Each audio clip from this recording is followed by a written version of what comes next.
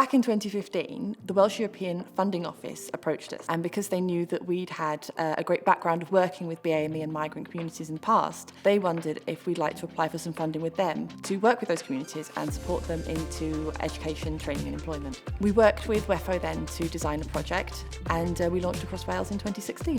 Projects that help people into education, training and employment are really important because there's just an awful lot of information out of there that it's very hard to access. If you come into the country from overseas, no one stops you when you come in through Dover and goes, by the way, what you want to do is, you want to Google this and you want to try this company's website and that company's website. If you're lucky, you've got people you can ask. But if you're not lucky, then you don't know who to go to find this stuff out. Anisha came over to the UK from India.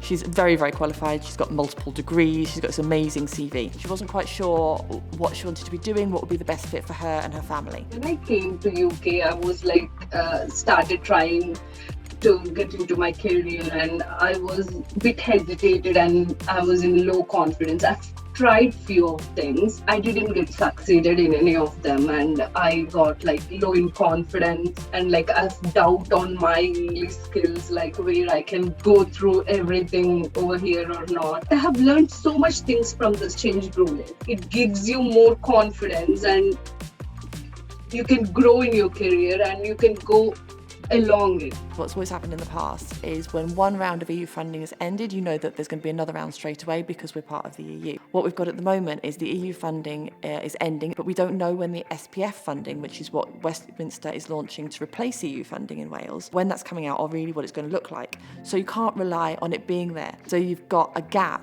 between what we've got now and then in the future there'll be some money.